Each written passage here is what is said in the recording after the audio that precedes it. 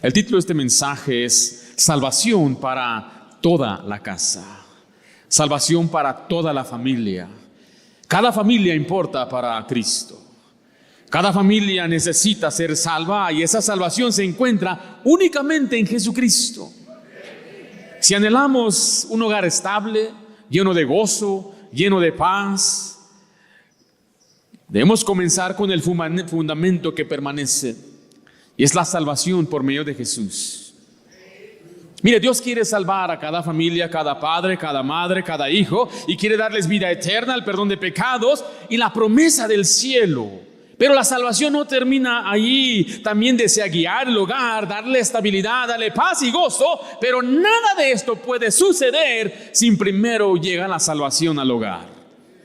Y la gente de hoy quiere un hogar donde hay felicidad y gozo. Es triste ver tantos hogares que están siendo destrozados por el diablo. Tantos hogares siendo destruidos por la lujuria, hijos rebeldes, parejas que no comunican. Y dice la gente, ¿cuál es la solución? No es separación, no es el divorcio, es la salvación. Dios quiere salvar a cada familia. Cada familia necesita experimentar personalmente la salvación, que solamente viene por Jesús. Porque cuando Cristo entra al hogar, lo transforma. Yo vi mi hogar transformado. Aunque veníamos nosotros de una línea cristiana, cuando mis padres llegaron a la iglesia, ya no les hablaron de Jesucristo. Y qué triste es ir a una iglesia domingo tras domingo y no saber la verdad de la salvación. Y él llegó a Estados Unidos y en Los Ángeles, una iglesia bautista, le predicaron el evangelio. Yo vi cómo nuestro hogar cambió. Cómo nuestra familia fue transformada, pero fue algo drástico y fue algo rápido. Mi madre cambió, mi padre cambió, vino gozo, alegría, estabilidad al hogar. Pero todo comienza con Jesús. Este mensaje importa porque cada hogar necesita la salvación. Ninguna familia puede tener verdadera paz ni la esperanza sin Cristo.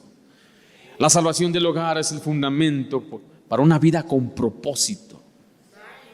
Hay señoritas que me han dicho, jóvenes que dicen, no sé qué hacer, me siento perdido, me siento perdida. Le digo a esos jóvenes, tú tienes una identidad en Cristo. En Cristo tenemos propósito. Hay relaciones restauradas.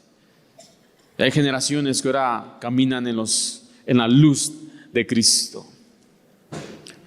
Si usted anhela un hogar que tenga felicidad y gozo, comienza con Cristo. Aquí en Hechos 16, Pablo y Silas habían sido encarcelados injustamente por predicar el evangelio en Filipos. Un terremoto sacudió la cárcel, las puertas se abrieron y las cadenas se soltaron. El carcelero, pensando que los presos se habían escapado, se quiso quitar la vida porque era un delito de muerte perder un preso.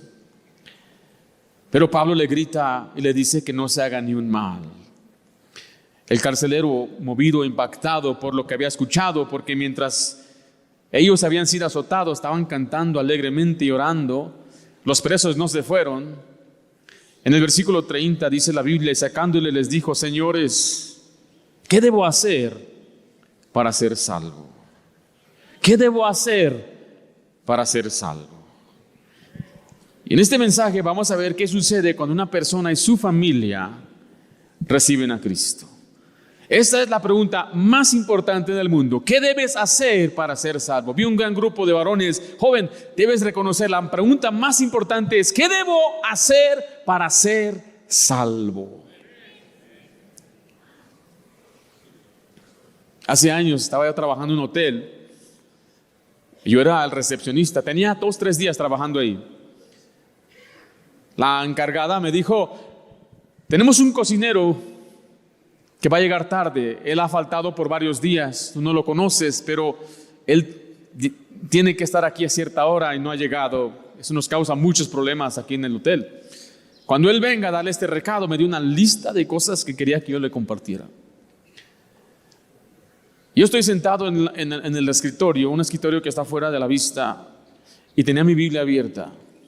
Yo era un estudiante del colegio bíblico. De repente oigo que se abre la puerta y se abre solamente con un código. Entonces era un empleado. Y cuando lo vi, era un hombre grande así. Esos morenitos de Estados Unidos, ¿sí los ha visto en la televisión? Un moreno así grande. Se hacía unas trenzas así bien apretadas. Le llaman surcos. Tenía tatuajes por todos sus brazos, su cuello. Tenía dientes brillosos. Se puso como un diseño, y ese diseño tiene una cultura, la cultura hip hop, es la cultura tipo pandillero de Estados Unidos. Y cuando lo miré dije, ¿él es el cocinero? ¿Dónde sacaron a este cocinero? De la cárcel. ¿Dónde lo sacaron? ¿Qué va a cocinar este amigo? Puro marucha. ¿Qué? No. Yo lo juzgué por su apariencia. Y él pasó, no me vio. Fue al cuarto de atrás. Yo escuchaba cómo azotaba las sillas. No sé qué estaba azotando, estaba enojado, diciendo de groserías. Yo dije dentro de mí, yo no le voy a dar ni un recado a este amigo. Y él va saliendo, después de hablar por teléfono, decir un montón de groserías. Ay, cuenta, yo estoy sentado aquí y él tiene que salir para acá y él ve lo que me ve a mí y se detiene. Yo presiento que está ahí. Yo no volteé a verlo, pero sentí que se detuvo y se me acercó y sentí el calor de su cuerpo. Y él me dijo, ¿qué estás haciendo? Acuérdense, yo tenía un joven de 19 años. Me llené de terror. Y dentro de mí empecé a meditar, Ringo, párate por Cristo. Bueno, le dije, estoy leyendo la Biblia.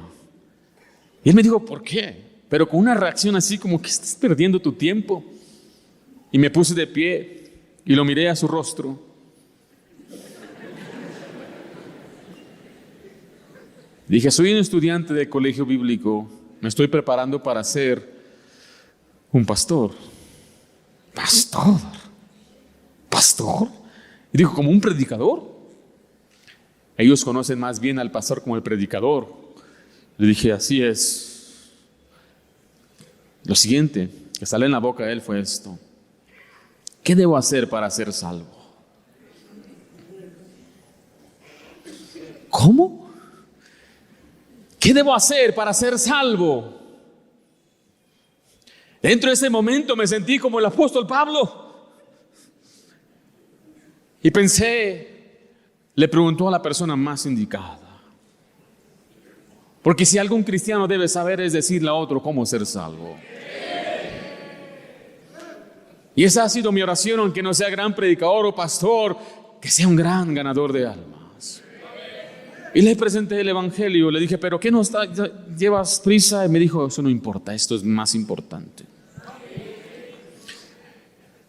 Bueno, le mostré. Unos cuantos minutos después le dije que quisiera recibir a Cristo y me dijo que sí. Puse mi mano sobre su hombro. Oramos juntos. Cuando terminé, lo miré y miré lágrimas saliendo. Una persona que usted la veía y decía, él no quiere nada con Dios. Y me abrazó. Todavía no huele a salvo. Y él se fue contento, alegre. Y regresaba y me decía, gracias, yo necesitaba esto. Gracias, soy salvo. Y se regresaba a trabajar y luego regresó y me dijo, ¿quieres comer algo? Le dije, no, pues no tengo dinero. Me dijo la patrona que me cobran. Dice, yo te lo regalo. Mientras yo trabajo aquí, tú no pagas nada. Solo enséñame de la Biblia. Le dije, qué bendición. Esto es vivir del evangelio. Qué bendición. Ese muchacho cambió su vida, restauró su relación con la que era su pareja, se casaron, se quedó en la iglesia. Yo ya no lo vi más. Su familia cambió. El evangelio cambia vidas. ¿Qué sucede cuando una familia recibe a Cristo? Quiero que note conmigo en este pasaje 3 pasos espirituales que marcaron la transformación completa de una familia. El carcelero, en primer lugar, reconoció su condición. Antes de recibir la salvación, el carcelero tuvo que reconocer una necesidad espiritual. Él vio su necesidad. En el versículo 30 dice, y sacándole le dijo, señores, ¿qué debo hacer para ser salvo? Él decía, yo tengo un problema, no soy salvo, tengo una condición que me aleja y me aparta de mi salvación. El carcelero estaba frente a una crisis que lo llevó a enfrentar la realidad de su alma. No preguntó sobre su trabajo, no preguntó sobre una libertad física, preguntó sobre la salvación.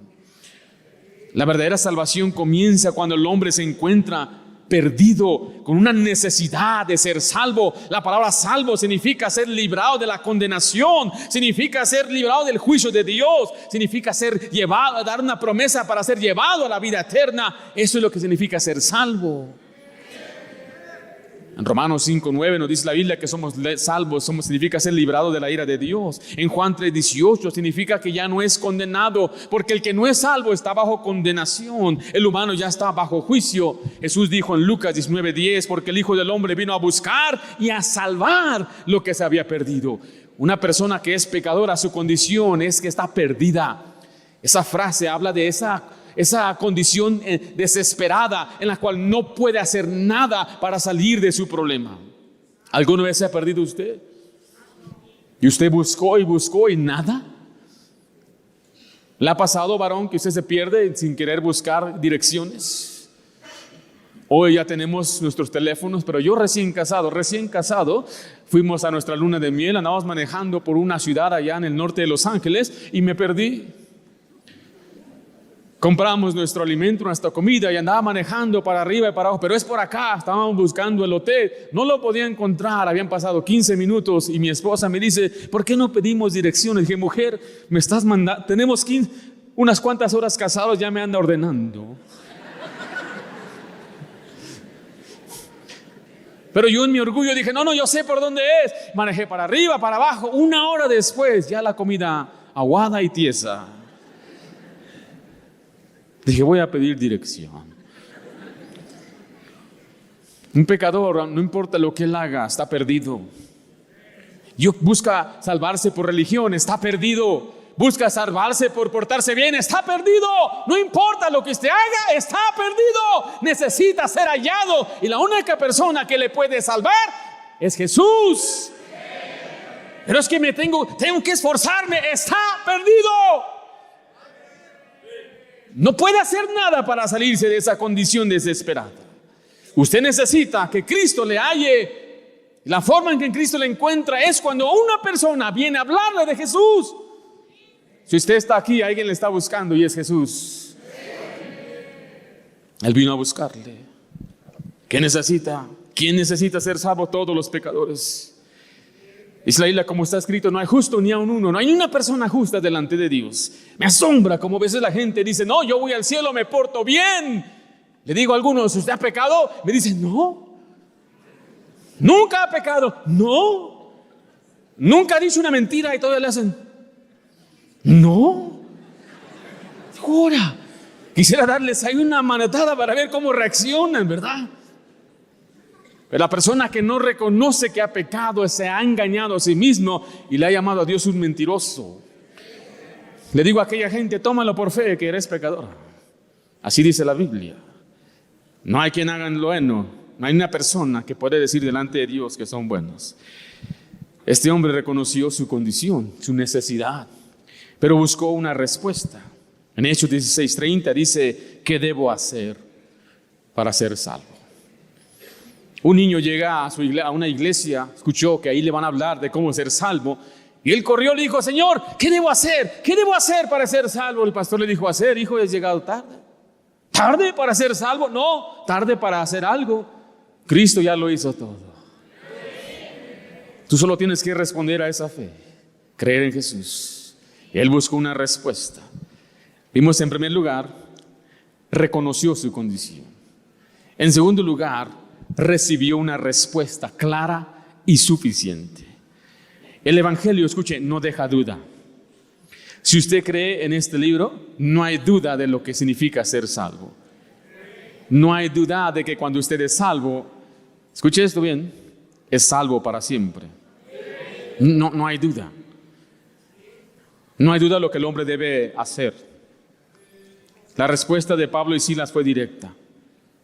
Note Hechos 16:31. Ellos dijeron: cree en el Señor Jesucristo, ve a la iglesia, pórtate bien, guarda los mandamientos, guarda el sábado, no le pegues a tu esposo. ¿Cuál versión está leyendo usted? ¿No dice eso? Una respuesta muy sencilla. ¿Cuál es? Cree en el Señor Jesucristo y serás salvo.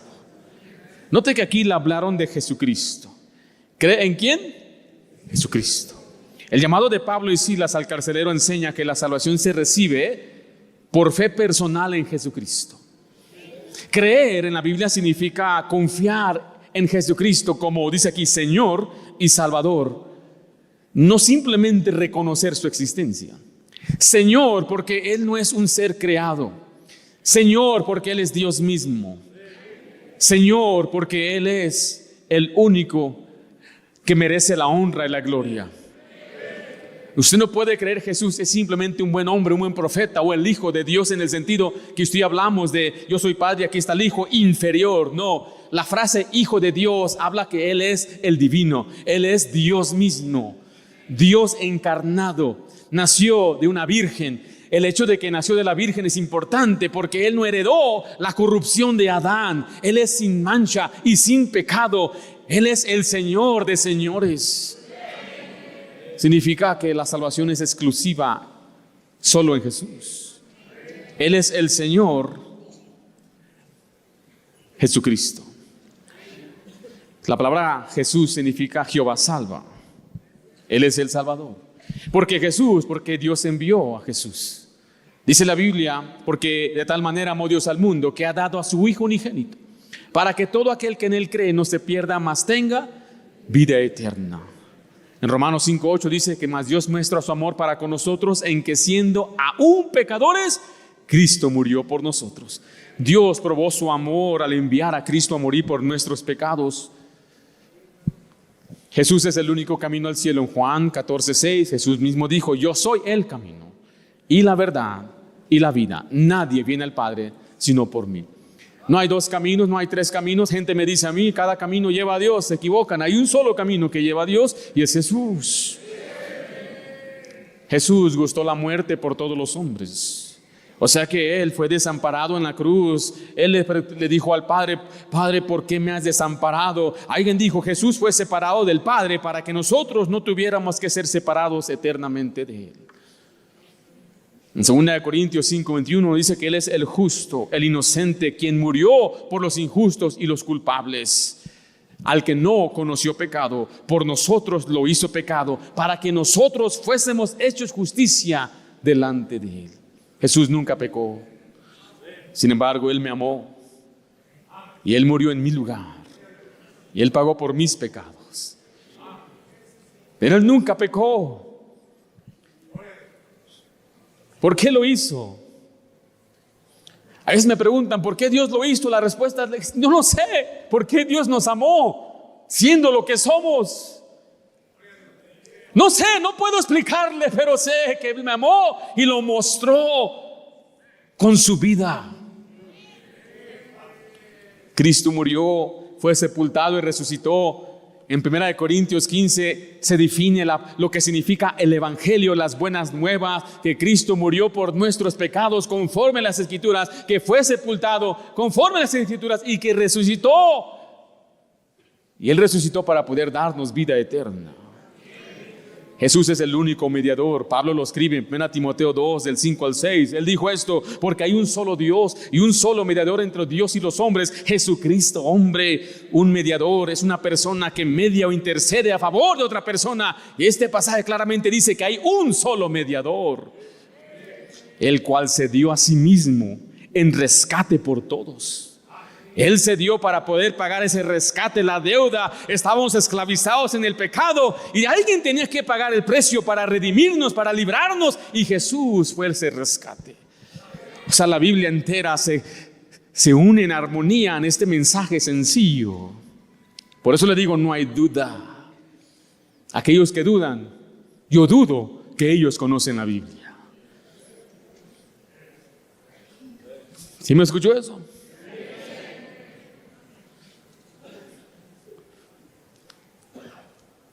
Él es el único Salvador. Se le llama el Salvador del mundo. Jesús es llamado el único Salvador del mundo. Mira de Juan 4:14 dice: nosotros hemos visto y testificamos al Padre, a que el Padre ha enviado al Hijo, el Salvador del mundo. Le hablaron de Jesucristo. Si usted quiere saber cómo ser salvo, es en Jesús. La salvación no está en una religión, está en una persona. Y esa persona se llama Jesucristo. En Hechos 16:32 no solamente le hablaron de Jesús, sino que le hablaron la palabra del Señor. A él y a todos los que estaban en su casa. La fe no es ciega, nace del oír de la palabra de Dios. Acompáñenme a 1 de Juan, capítulo 5. En Romanos 10:17 dice la Biblia que la fe es por el oír y el oír de la palabra de Dios. Qué tremenda bendición es esa. Yo sé que yo soy salvo porque la Biblia me lo dice. A veces la gente malentiende. ¿Tú a poco tú eres salvado? Ellos asumen que yo creo que yo soy salvo porque me porto bien. ¿Usted cree que me porto bien?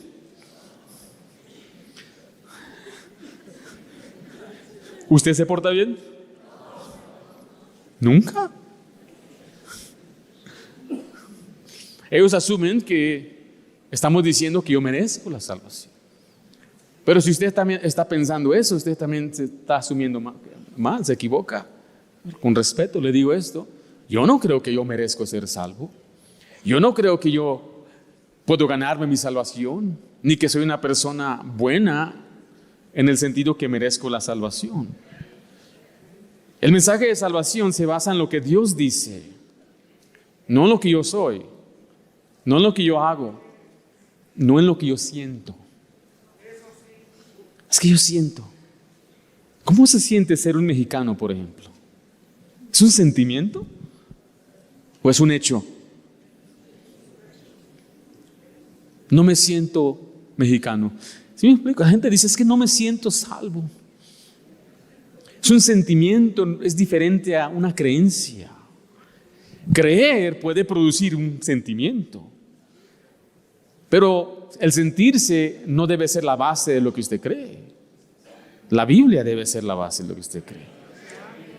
Primera de Juan 5:9 dice: si recibimos el testimonio de los hombres, mayor es el testimonio de Dios, porque este es el testimonio con que Dios ha testificado acerca de su Hijo. El que cree en el Hijo de Dios no tiene el testimonio en sí mismo. El que no cree a Dios le ha hecho mentiroso, porque no ha creído en el testimonio que Dios ha dado acerca de su Hijo. Note que estamos viendo la palabra testimonio una y otra vez. Testimonio es aquí una declaración, una afirmación. Lo que Dios ha dicho y confirmado. Es como cuando alguien va a un tribunal o una escena judicial y da su testimonio. Queda plasmado. Y Dios dijo: aquí está mi testimonio.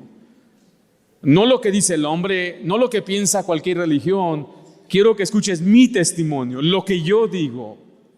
Y versículo 11 dice así: y este es el testimonio, que Dios nos ha dado vida eterna, y esta vida está en su Hijo. Eso es lo que mi Dios me dice a mí en su palabra. Por eso yo sé que soy salvo, por eso tengo la certeza, la seguridad. Yo sé, porque Dios lo dice. Ahí en el versículo 13 dice la Biblia: estas cosas os he escrito, el testimonio de Dios, a vosotros que creéis en el nombre del Hijo de Dios. Note: para que sepáis que tenéis vida eterna y para que creáis en el nombre del Hijo de Dios. Este es el testimonio. Si usted reconoce su condición y usted sabe que usted es pecador y merece la condenación, pero después se da cuenta que Cristo murió por sus pecados, y el testimonio que Dios dice: si crees en Jesús serás salvo, tienes vida eterna. Porque lo dice la palabra de Dios. Dios lo dice.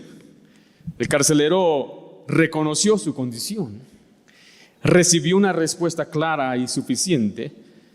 Y número 3 y último, respondió con fe en Jesucristo. Regresemos a Hechos 16:34. Él respondió con fe en Jesucristo. La fe se demuestra aquí en esta respuesta, esta acción de creer. Esta familia respondió creyendo. En Hechos 16:34 dice, llevándoles a su casa, les puso la mesa, se les dio de comer y se regocijó con toda su casa de haber creído a Dios. Aquí creyó su familia. Les habló la palabra, les habló de Jesús y creyeron. Hicieron dos cosas maravillosas. Escucharon la palabra y comieron. ¿Sí le gusta comer? Algunos se nota. El compañerismo que ahora tienen en el Señor Jesús. Era un hombre romano. No eran de misma nacionalidad ni mismo fondo. Y es lo que el Evangelio hace. Une a todos los seres humanos, no importa de dónde sea. Pero tiene que creer. La familia creyó. Si usted me daría el tiempo, pasaría yo horas explicándole este tema con la Biblia. En Tito 3:5 dice que nos salvó, no por obras de justicia que nosotros hubiéramos hecho, sino por su misericordia, por el lavamiento y la regeneración en el Espíritu Santo. Es por fe. Leímos hace un momento en la escuela dominical, al que no obra, sino cree, aquel que justifica al impío, su fe le es contada por justicia. Le voy a leer Gálatas 2:16, sabiendo que el hombre no es justificado por las obras de la ley, sino por la fe de Jesucristo. Nosotros también hemos creído en Jesucristo para ser justificados por la fe de Cristo, y no por obras de la ley, por cuanto por las obras de la ley ningún ser humano será justificado. Nadie será justificado. Jesús dijo claramente, de cierto digo, el que cree en mí tiene vida eterna. Hay más de 350 versos que nos muestran que el único factor para ser salvos o tener vida eterna es creer. Pero después de creer se bautizó. En el versículo 33 dice, y él, tomándoles en aquella misma hora de la noche, les lavó las heridas y enseguida se bautizó él con todos los suyos. Después de haber creído, ¿qué hicieron? Se bautizaron. Mencionaba hermano Lupe hace un momento que el bautismo no salva a nadie, y eso es verdad. El bautismo es una expresión externa de una fe interna. Es como un anillo. El anillo que yo me pongo representa que yo le pertenezco a esa mujer. Tengo mi esposa aquí. A veces me quito el anillo porque subo de peso y ya no me queda bien. Y veo que ella me mira y se ofende. ¿Y tu anillo? ¿Cómo? ¿Qué? ¿Y tu anillo? ¿Me hace soltero cuando me lo quito? ¿Verdad que no? Es lo que le digo a ella. Si un soltero se lo pone, ¿se hace casado? Y muchos solteros pobres se ponen este anillo anhelando un día, Señor, ayúdame. Pero el anillo es solamente un símbolo. Y el bautismo es un símbolo. Hay mucho simbolismo en la Biblia. La cena del Señor es un símbolo. Tal que el bautismo simboliza una fe. Bautismo significa sumergir completamente. El bautismo es una respuesta en obediencia. Dice la Biblia en Hechos que los que recibieron la palabra fueron bautizados.